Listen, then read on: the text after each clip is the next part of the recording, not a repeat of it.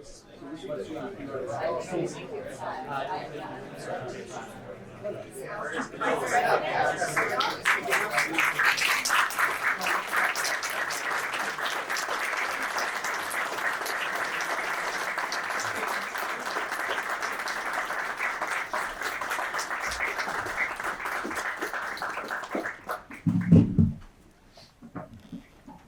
is so exciting. Welcome to the Institute of World Politics, Mr. Vice President. It's a pleasure and an honor to have you here with us today. And for those of you who don't know me yet, I am Aldona Vosh, and I'm the president here at IWP.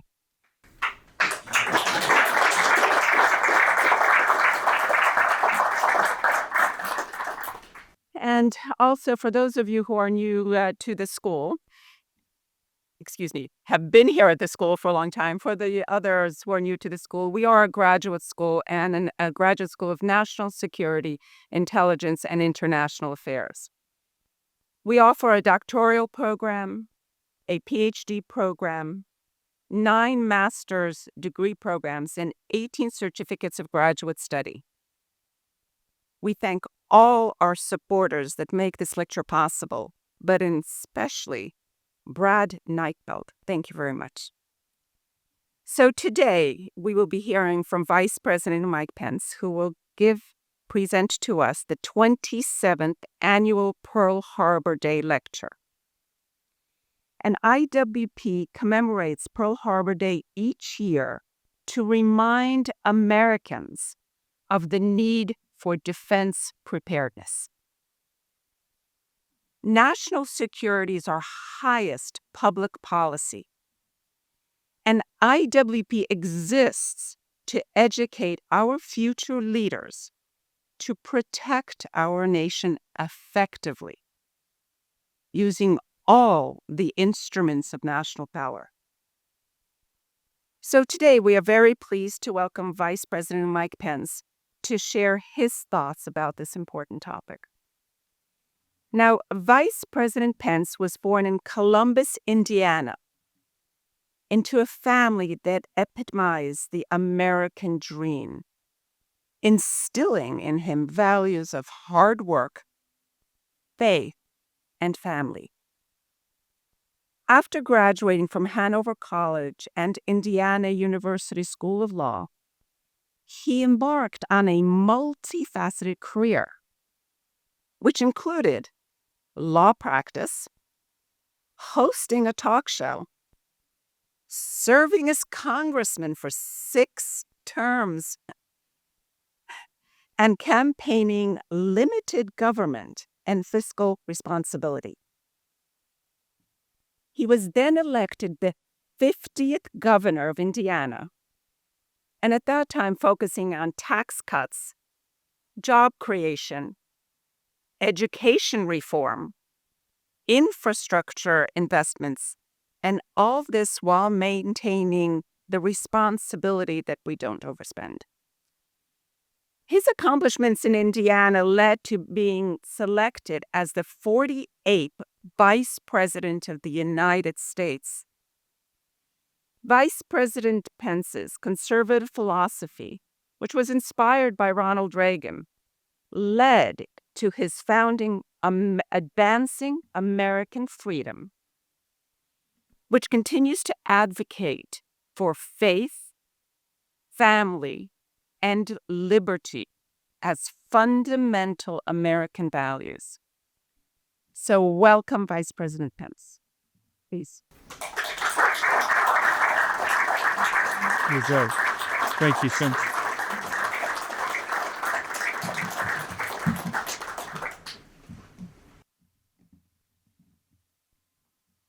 Well, thank you, Madam Ambassador.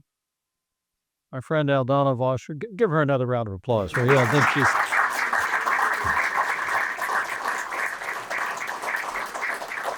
Thanks for your leadership here at this really storied graduate school.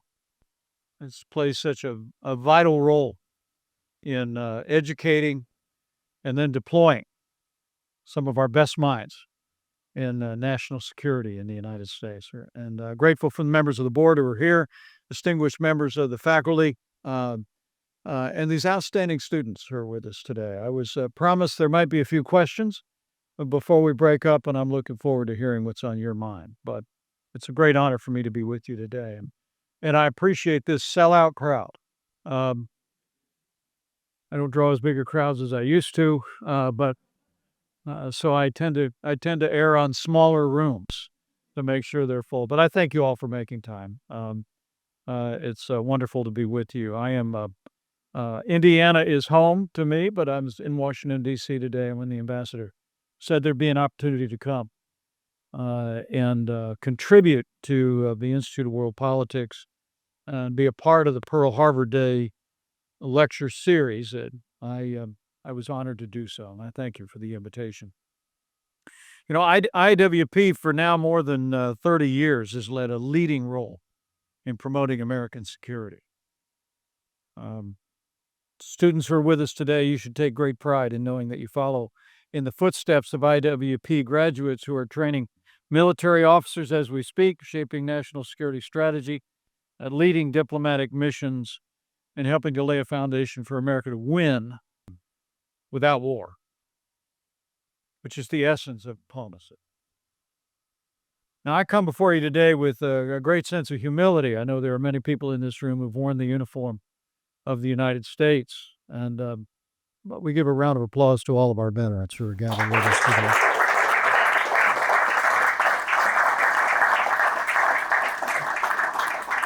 But I am the son of a combat veteran. My father saw combat in the Korean War, and I am the father of a major in the United States Marine Corps, and one of my unworthy son-in-laws is a lieutenant in the United States Navy. They're both fighter pilots, and they're a source of great pride to us and their families.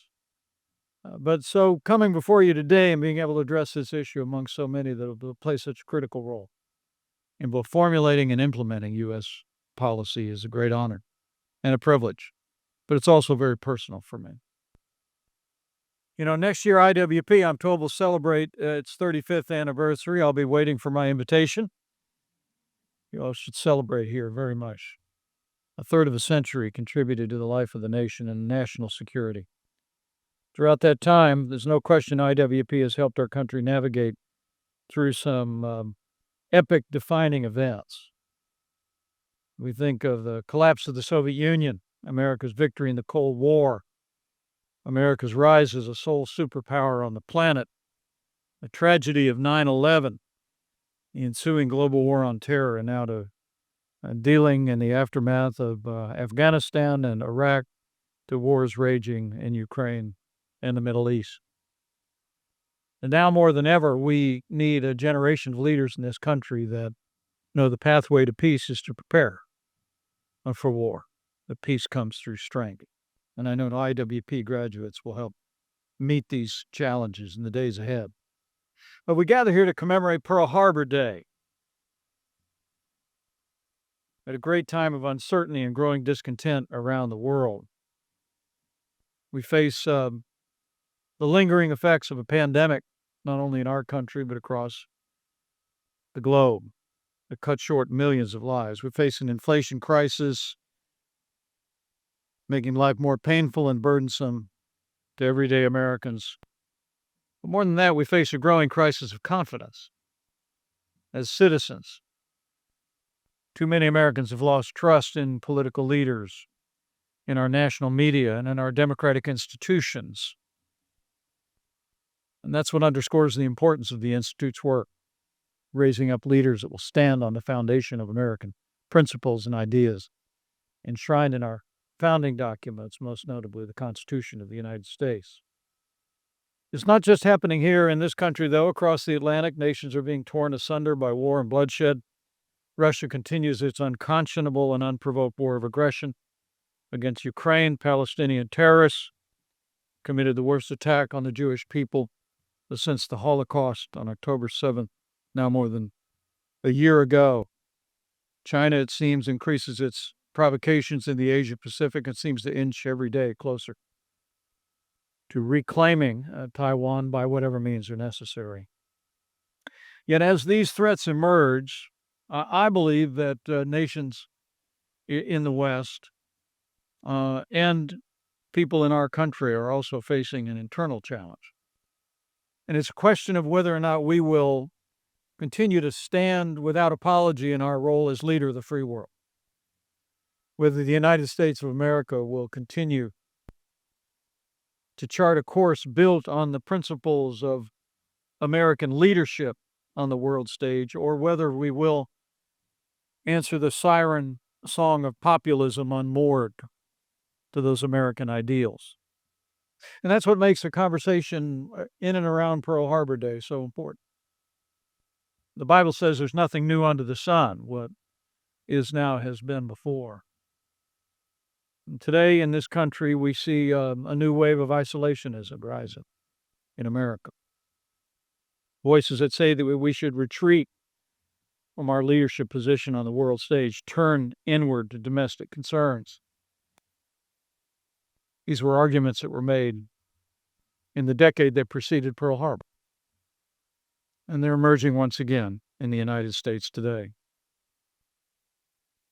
It was in the years that followed Pearl Harbor that a new national consensus emerged, that we simply could not wait while gathering storms collected energy and threatened our shores, that America needed to lead. And I will tell you, for all of my travels as Vice President of the United States, meeting with heads of state around the world, I came away with one simple conclusion: that if America's not leading the free world's not being led. There is no leading from behind. There is no B team in the free world. We're it. And when America doesn't lead, it creates a vacuum of leadership that authoritarian regimes around the world are always anxious to help fill. The truth is, I've said before, isolationism will not make the world safer or more prosperous. In fact, I believe that it will put the United States and our allies in the world at grave risk. I mean, consider what would happen if isolationists in this country were successful in urging the new incoming administration to withdraw all support for President Zelensky and the brave war fighters in Ukraine. Now, I ran for president a year ago. Not so where you'd notice. But I actually traveled to Kiev in the middle of my presidential campaign. Not because I thought it would play well in Peoria, because I thought it was important to the security of the United States and the free world. Now, I will stipulate that our current president has, I think, done a poor job explaining America's interests in Eastern Europe. What we've been treated with over the last several years since Russia's unprovoked invasion are gauzy speeches by the president about preserving democracy. And I have a different view. I mean, the reason why the United States was right to provide lethal support for the war fighters in Ukraine, to fight to repel that Russian invasion, is because I have no doubt in my mind, having met Vladimir Putin, that if Vladimir Putin overruns Ukraine, it will only be a matter of time before he crosses a border where our men and women will have to go and fight. I told that to a well-known commentator who used to be on Fox News in a spirited debate in Iowa one time. And I'll never forget, I said to him in the aftermath, I said, well, there's no question in my mind that if Putin takes Ukraine, he'll move into Estonia, Latvia, and Lithuania. And he said, well, my son would never go to war to defend Estonia. And I said, well, maybe that's how we're different. My son's in the military. And under Article 5, it's not a choice. Article 5 has only been enacted once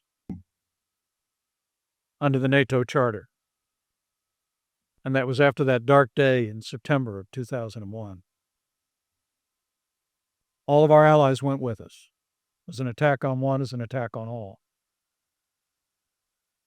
And that's why we're where we are. And that's why America needs to continue to stand and to give President Zelensky and the people of Ukraine the resources to fight and win against Russian tyranny in Ukraine. And think about those that say that we ought to be focused elsewhere. I gave a speech yesterday about China. I consider China the greatest economic and strategic threat facing the United States of America, no question. But for those that say we ought to be focused on China, let me assure you, I've met President Xi. China's watching Eastern Europe. If the West falters in Ukraine, if our will is broken in support of an ally against an authoritarian regime in Eastern Europe, what message would that send to an authoritarian regime in Beijing?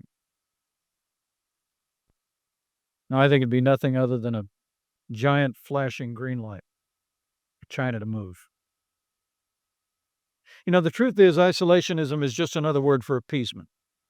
And appeasement is not a foreign policy. Burying our head in the sand while our adversaries plot and scheme to inflict suffering on the world is a dangerous strategy. It cloaks itself in the promise of peace. But the history of the 20th century, Pearl Harbor Day itself, teaches us all too well that isolationism leads to conflict.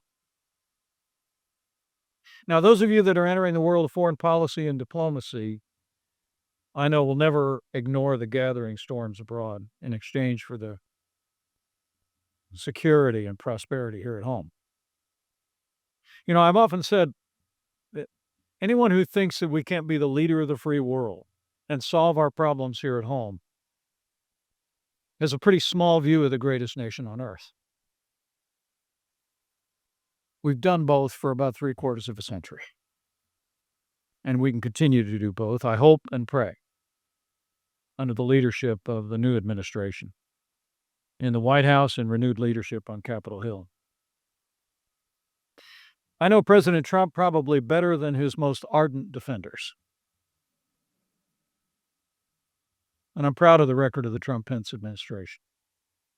In 4 short years, we rebuilt our military, we revived our economy, we appointed conservatives to our courts at every level. But at the foundation of all of it was a belief in American strength at home and abroad. My hope and my prayer is that my old running mate brings that same mentality to the challenges that we're facing around the world today and strives for nothing less than peace through strength. There are voices in and around the president-elect who would do otherwise. But I remain hopeful that he'll reflect on the fact that while in our administration we never, as John Quincy Adams said, we never, quote, went abroad in search of monsters to destroy, close quote, we were willing to use American power to defend our interests and our allies. When Bashir Assad used chemical weapons on his own people, the previous administration had said that that would be crossing a red line and did nothing. We sent 58 cruise missiles. When he did it again, we sent another 60 cruise missiles in. And things have been quiet there ever since. We unleashed our military to take down the ISIS caliphate and take out their leader, Abu Bakr al-Baghdadi, without a single American casualty. And we gave the order to take out the most dangerous terrorist in the world, Qasem Soleimani.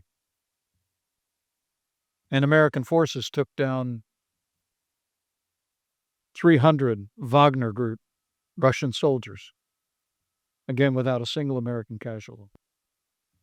All of that is not to boast of the use of force, but it's to say that under our administration, in the first 4 years of a Trump administration, we never hesitated to use American power to prosecute our interests, support our allies. And I pray we never will. America needs strong, steady, and reliable allies at our side if we are to confront the rising tide of authoritarian regimes, from China to Russia, to, of course, the danger that looms from Tehran, not just against our most cherished ally, Israel, but to the wider region and the world. I mean, that's why the work of IWP is more important than ever before. I do hope that each of you also understands that for America to remain strong, to remain a beacon of liberty,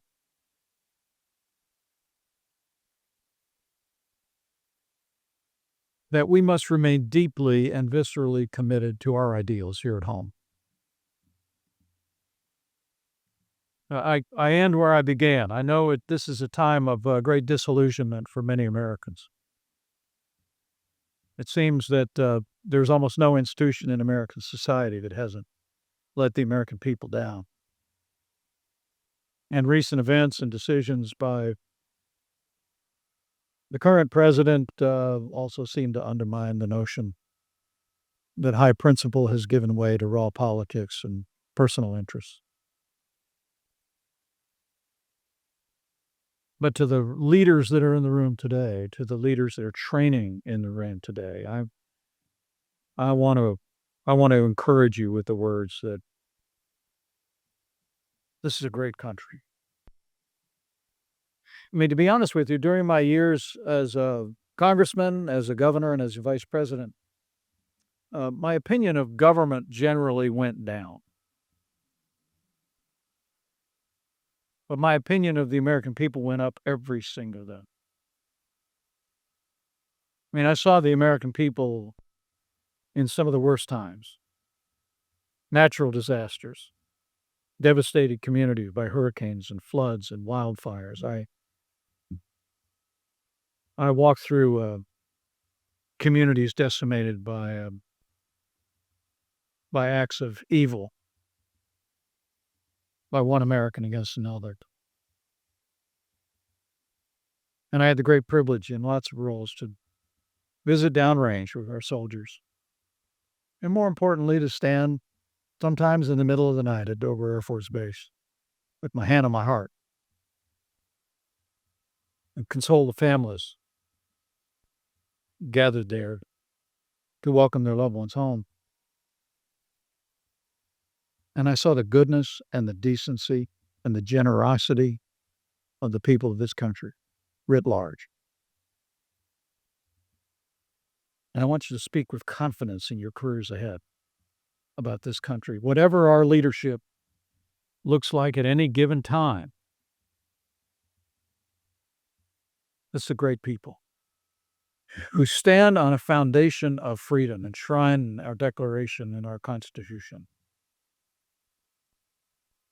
Abraham Lincoln said in one of my favorite speeches, and I want to emphasize to the students here, Abraham Lincoln was from Indiana. He was born in Kentucky, but as soon as Indiana became a state, they moved there. He was about 5 years old. He left when he was 24. He wrote to a friend from the White House, Indiana, there I grew up. But it was a speech long before he would make it to the White House. Where there are words that I commend to your attention.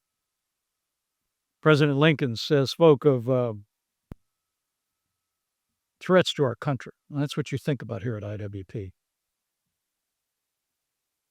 And he essentially said there'd be no foreign army that could ever set foot on the Appalachian Mountains or ever take a drink from the Ohio River. But he said, if danger ever reaches, it must spring up among us. Cannot come from abroad. If destruction be our lot, he said, we must ourselves be its author and finisher. As a nation of free men, we must live through all time or die by suicide. There's no threat in this world to this country that will ever prevail unless we give up on our ideals. And so some of you had already taken the oath. Some of you will take the oath. And just remember that it ends with a prayer. You pledge to support and defend the Constitution of the United States against all enemies, foreign and domestic. Bear true faith and allegiance to the same. You'll take the obligation freely without any mental reservation or purpose of evasion. And you promise to well and faithfully discharge the duties of the office to which you're entered. But it ends with a prayer. So help me God. That was added by our first president when he was inaugurated. And it's been honored ever since. So I say to each and every one of you, study, learn, become the foreign policy professionals that America needs, become the leaders and the heroes with a vision for national security to meet this moment. You keep your promises. Keep the promises that you'll make to the American people. Keep your promises that you make to Almighty God. And I know the best days for the greatest nation on earth are yet to come. Thank you very much. It's an honor to be with you today.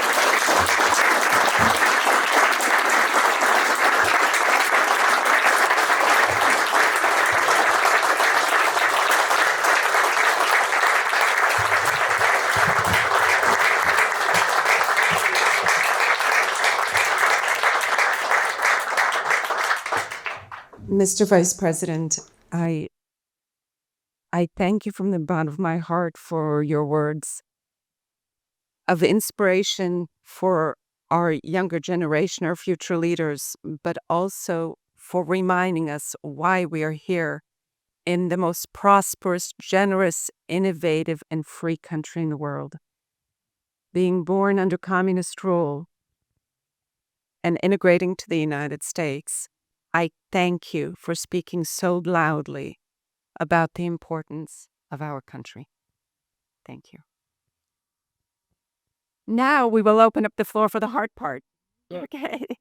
All right. Let's see who we have over here. Maybe we can start right here with the question. We'll be running the microphone. Please just introduce yourself and Ian. Thank you. Hello, Mr. Vice President. Thank you, sir, for visiting our school. My name is Ian Everhart. I'm currently getting a master's degree here. Sir, when you gave your speech in October 2018 at the Hudson Institute, I was actually currently in China at the time. So I saw in real time how first they censored your speech, then they released very selected excerpts through the propaganda system with, counter commentary about it. And so I saw how in real time they fabricate reality and narratives. So it's a very brutal system that they subject their people to. Chinese people they marinate in lies from cradle to grave.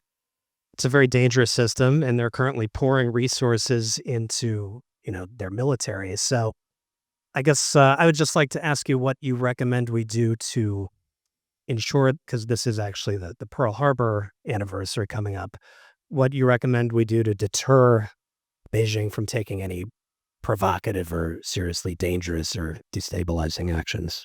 Thank you. Oh, Ian, when you see me on TV and I use the phrase, in China they marinate in lies, you'll know where I got. Very eloquent. I really commend you for your experience and your clarity. I do. Well, first, look, everything with national security begins with defense. And right now, a friend of mine I served in the House with, Senator Roger Wicker, has a bill that would take us to 5% of GDP. We're at 3% right now. And we simply have to go to the next level. We have to make a commitment. We have the most powerful military in the world. We have the most powerful Navy in the world by a lot. We have a great advantage on land and sea and space, notably. But China's making extraordinary investments in defense. And I just hold the view that weakness arouses evil.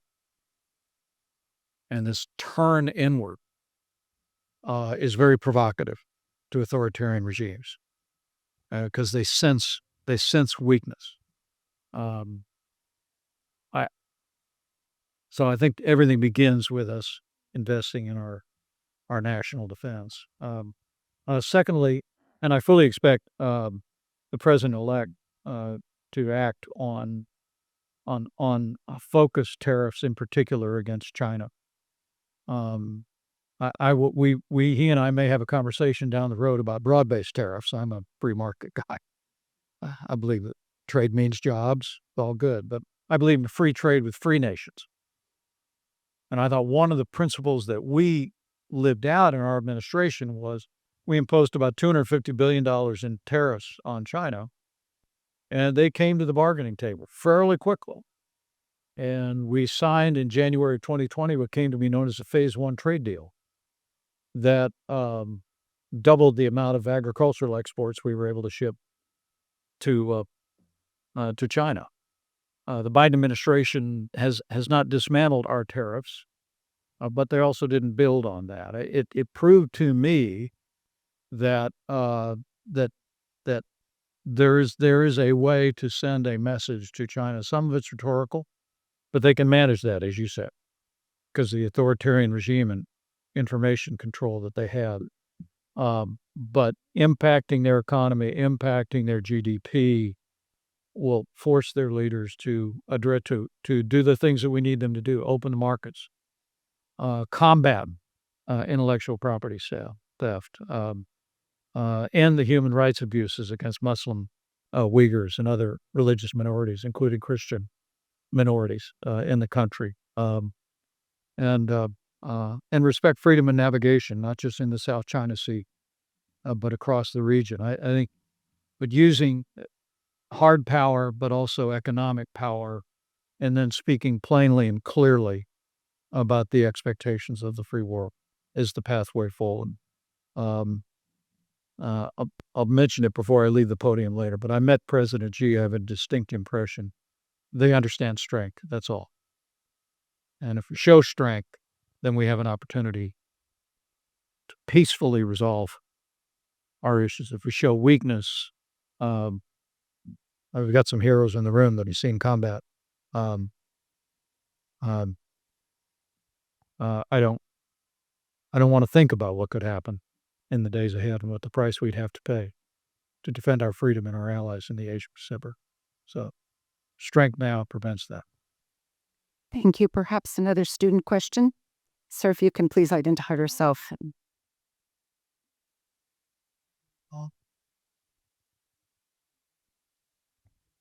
Hello. All right. Hello. Thank you so much. My name is God Bless Otubere. Every time my name is called, it is also what is used to bless the United States. I said, God bless the United States. I'm very privileged to be in this school. I'm a beneficiary of the goodness of the United States. The State Department's Mandela Washington Fellowship. I was honored to be selected in 2019, and I was posted to the presidential precinct. I learned from the homes of James Madison, Thomas Jefferson, and James Monroe. I've always been a student of politics and government and freedom, but coming to the United States, it became a lifelong commitment. My question to you is, in a changing world, where the United States now have rising competition, in this school, in just a couple of months, I have been so empowered to understand winning without war, but also the fact that there is a price for freedom. And our founder here would always say, statesmen should not fail and be sucked into the trap of mirror imaging, because we think we can rationally think about other humans. As an African and someone who has seen so much pain, what is the price for freedom, and how can the United States work with emerging leaders like us to entrench that idea that has shaped what this country is, because I believe, as a round-off, sir, that the future is a future where the United States has the partners, not just only in the West, but in Africa and the developing world, to be able to counter the rise of the enemies, which is now set for the destruction of global democracy. But what is the price of freedom, sir? Well, first, thank you for mentioning Dr. John Linchowski, the founder and the chancellor here. I hadn't had a chance to say hello and give him a round of applause. 35 years. Yeah.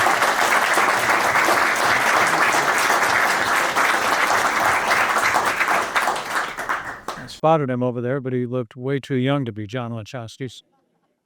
I think number one, I love your question. I love your passion. I hold the view that the United States, and I said this in Chicago yesterday, that we'll never shy away from our values. We just speak boldly to the world about what we believe, the birthright of every person, every individual, all of mankind, the birthright of freedom. Never endowed. When we wrote the Declaration of Independence, we didn't say that people born here are endowed by their Creator. We said we believe that all men and women are endowed by their Creator. Our Creator has certain inalienable rights. We believe in that. Say that. Speak that. We do that too infrequently. But the other piece is to restrain from trying to impose those values on other nations. To understand that we're to be a beacon of hope, not a battle ram of hope. And make no mistake about it, I remember I met Natan Sharansky in his office in Jerusalem, the Soviet dissident who was imprisoned for opposing the Soviet Union, who was in the gulags. When the 40th President of the United States makes his way to Orlando to the National Religious Broadcasters annual conference, and against the advice of his staff, he referred to the Soviet Union as an evil empire. And his staff cringed. Not me. Not John Linchowski, let me tell you. I made my staff cringe more than once. But Natan Sharansky, you know this, Joe. Natan Sharansky told me that phrase reached into the gulag and gave them hope. I mean, what I think our greatest power is not just our prosperity and our military power, but it's the ability to inspire people to reach for their own freedom. And I think that's the price we pay. But live it out here. Speak the truth to the world without apology. And then inspire. Thank you. Perhaps another question? Okay, yes.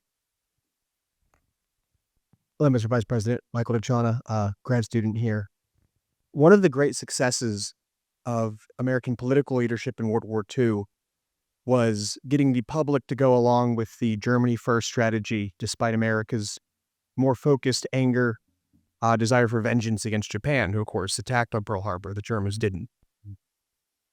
America's now facing a lot of words for it now, the authoritarian axis.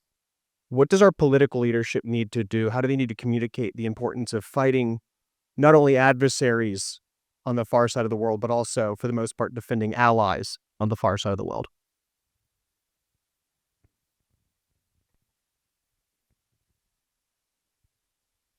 Well, I'm stuck on that historical reference. It's fascinating and a good one. Because I think it provokes me to think something I said in Chicago yesterday. Yes. And maybe part of this is and God bless question too, Michael, is it's really important to distinguish between the people of a country that's adversarial to America's interests and the current leadership of that country. I took note of the fact that on any given Sunday, there are more Christians in church in China than there are members of the Chinese Communist Party today. I mean, over 100 million Chinese, many of whom are described as evangelical Christians, have prevailed against that authoritarian regime. House churches. I'll never forget. I met a missionary once from China, and he told me the time that China had banned mailing Bibles through the postal service in China. And I said, "How do you deal with that?" And he said, "We write long letters." So I think it's important as you think about lessons of the past that we always, and I tried to emphasize that in Chicago yesterday because there were a lot of Chinese in the room, is that we're for you. We're just not for the Chinese Communist Party. That's oppressing, right? But I think the other part of your question is really terrific, and that is that we cannot lead the free world without allies, and so I believe the priority and where we identify vital national interests has to begin with our allies. I mean, there are going to be challenges all over the globe, but I think we have to prioritize nations that are aligned with us and build on those alliances. So I strongly agree with the premise of your question. I really do. Thank you. Perhaps you can ask a faculty question. Thank you. Thank you for being here, Mr. Eisman. Thank you. David Glancy, one of the faculty here at IWP. I think you've touched on it a little bit in some of your answers, but what do you see as China's biggest weakness? And you mentioned the economy, being scared of their own people, perhaps, but I'd just be interested in your take and how do we sort of address that? We've talked about China as a big threat, but with your experience, what do you see as their weakness or a couple of their weaknesses, and how do we address that? Thank you. Well, I think they've got a demographic crisis right now. I mean, the one-child policy, forced abortion policy that was in effect in China for decades has created a true crisis in their economy and in their culture. And a few years back, they changed that slightly, but they're paying a tremendous price. I was told yesterday by some leading lights in the Chinese American community that they had never seen the pace of companies trying to get out of China, and to some extent also Hong Kong. That they're reaching out, saying, "How do we do this? How do we move out?" Because I think that they're receiving more and more pressure from the regime and the CCP to produce the GDP that they expect them to produce, but it's under more challenges in their economy. So I think they've got real internal challenges. But also, and it's not just because it was part of my last answer, Doctor. I know professors feel that way sometimes. That you're buying time, right? I honestly believe that the genie is out of the bottle, and the rising tide of faith in China is a real problem. Where Mao in 1958 said we are, quote, a religion-free country. An atheistic country now is home to more than 100 million Bible-believing Christians and growing every day by leaps and bounds, despite the repression. And the Bible says where the Spirit of the Lord is, there's freedom. And gives me great hope that as that foundation of faith continues to grow among hundreds of millions of Chinese,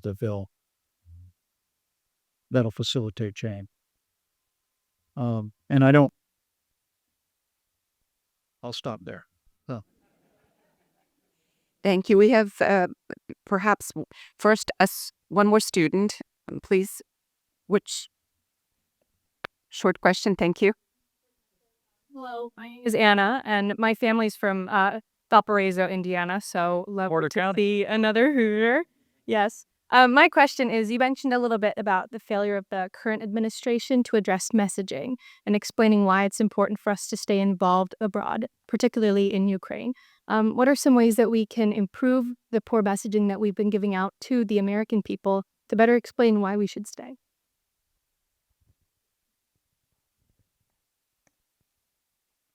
We'll have more people graduate from IWP. I think it's not that hard if you've got the right argument. It's 1985, Ronald Reagan. There's the reason why I became a Republican.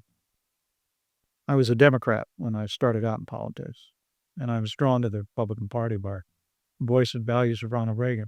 1985, in his State of the Union speech, he articulated a policy that simply said, look, if you're willing to fight the communists in your country with your soldiers, we'll give you the means to fight them there so we don't have to fight them. It's since been known as the Reagan Doctrine.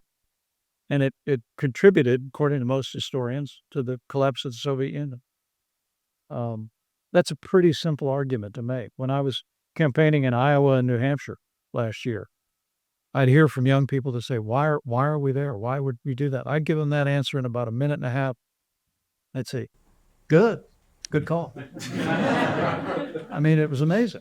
And I think, so as you all are preparing to step into leadership roles, and on the foundation that you're getting here at IWT, make no mistake about it, it's not that hard to make these arguments, the arguments for freedom, for American strength, for American leadership. You just have to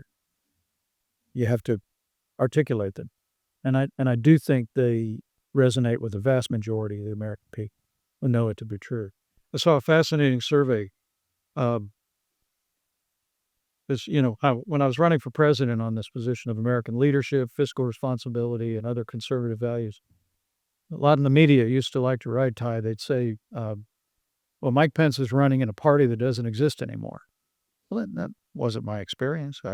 Everywhere I went, people would come up to me and say, appreciate what you stand for. And I'd say, can I count on your vote? And they'd say, no, I got to be for Trump this time. Then they'd say, but 4 years from now, you're going to be great. And I think there were other factors, but it wasn't that people were walking away from these principles. It just wasn't. I think it's just a matter of articulating it and having confidence in them. I saw this might be one. It wouldn't have escaped the ambassador's notice or any of the faculty, but the Reagan Foundation does a survey every summer. Summer of 2023. About the time that I came back from visiting Ukraine and meeting with President Zelensky and his military leadership, the Reagan Foundation published a survey in which they asked the question of Republican primary voters, is a Ukrainian victory over Russia important to the United States?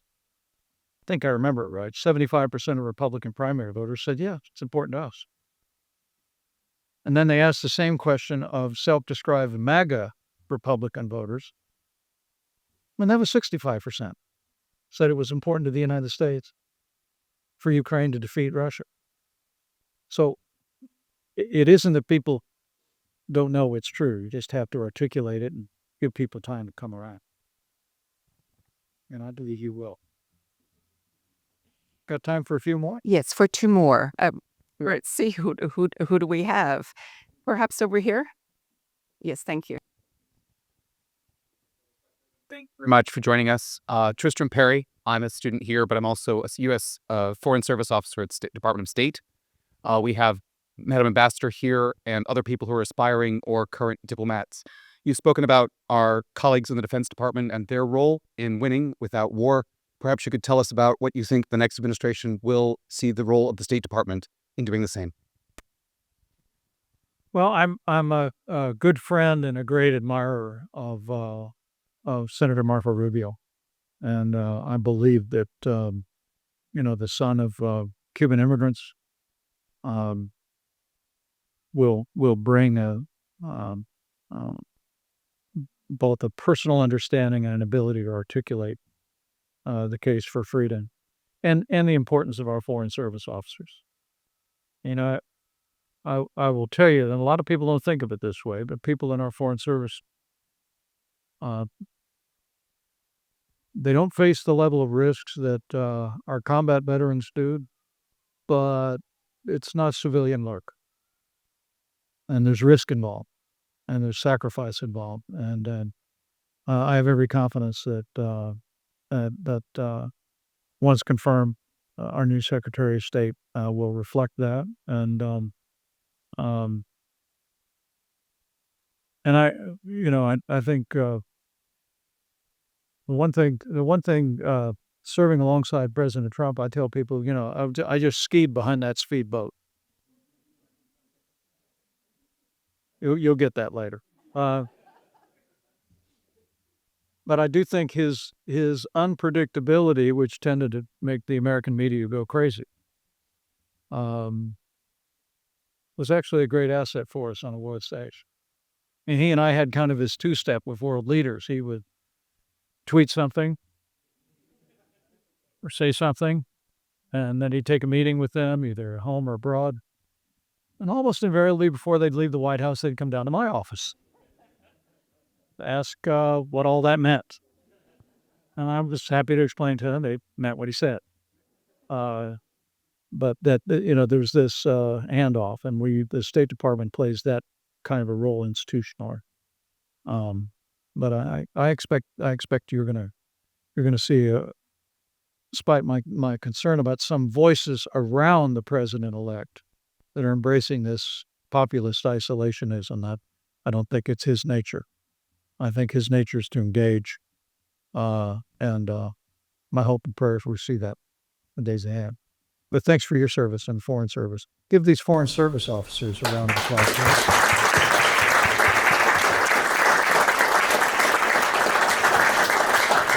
Absolutely. Dr. Bansi, but yes, right here.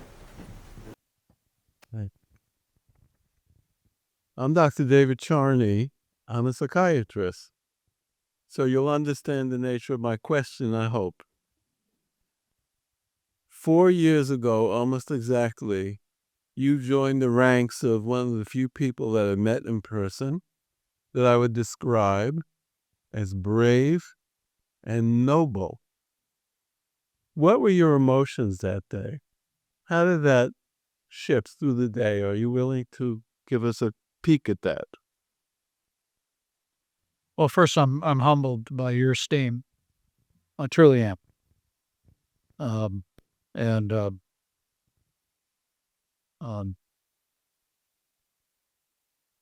was a tragic day,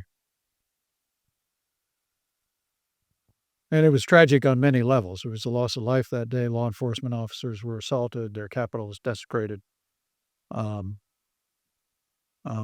But I'll always believe that I did my duty that day to support and defend the Constitution of the United States.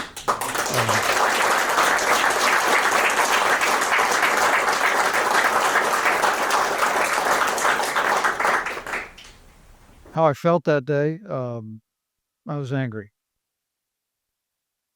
I was angry at what I saw. They'd taken me off the Senate floor, and the Secret Service immediately told me I had to leave the building. But I just had a deep conviction that I wasn't going to leave my post.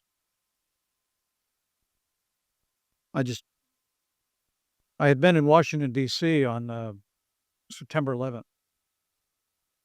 And I had the indelible lesson of that day that the best thing that Congress did was when we reconvened on the steps of the Capitol the very same day that the Pentagon had been hit and America's largest city had been struck to its core and heroes had fallen in Pennsylvania. And we stood on the steps, Republicans and Democrats, ensured that our government's still here. And I was shaped by that in that moment. But when I saw on the little television set in the office just off the Senate floor, people smashing windows and assaulting police officers, I thought, not this, not here, not in America. And your overly generous comments I'll be cherished, but the heroes that day were all wearing uniforms. And it was the courage of those law enforcement officers that allowed us to take a day of tragedy and turn it into a triumph of freedom. Because as I said when we reconvened on the Senate floor at 8 o'clock that night, I said the world will now witness the resilience of our institutions. When at the end of this tragic day, Republicans and Democrats will reconvene and complete our work under the Constitution of the United States. And I hope it's remembered as such in the days ahead. Still generates a real emotion for me, as it does for many Americans from many different perspectives, but I'll always see it in that light. Well, that's why part of what I said today was about that oath that people take. Some people asked me how hard it was to make a decision to do my job that day. It was a hard day, but the decision wasn't hard. Because I put my left hand on Ronald Reagan's Bible, John. Raised my right hand on a cold day in January 2017, and I swore that oath. And it was clear to me, as the 48th Vice President, that neither I or any of my predecessors or any individual would ever have the right to choose the American president. The presidency belongs to the American people, and the American people alone.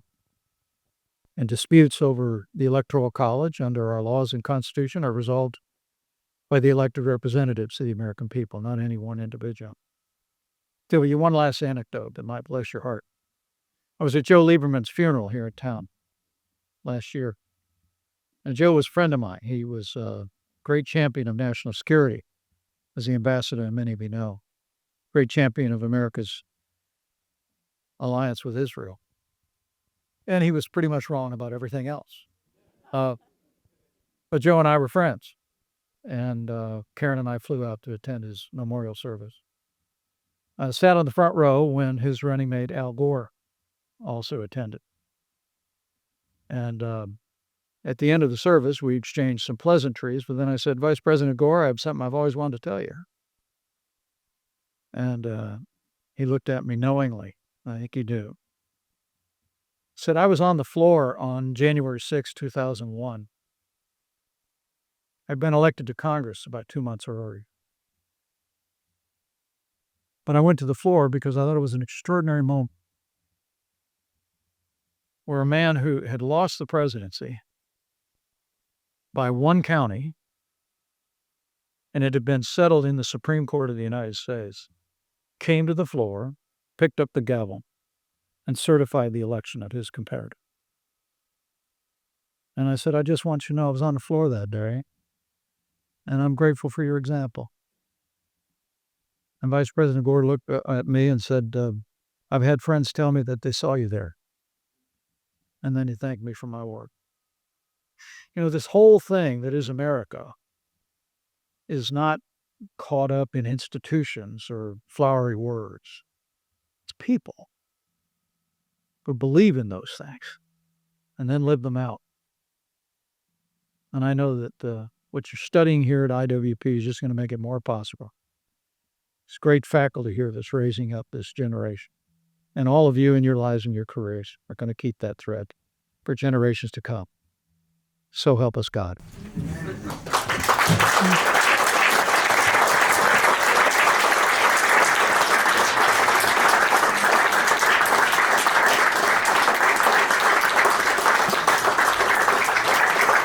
Mr. Vice President, I wanted to thank you very much for coming to IWP, and thank you for reminding us that we are America. And thank you once again with a challenge point on IWP. So thank you again. Yes, I'm sure. You got one? That's it. Oh, Right there. That one back. thank you. For us.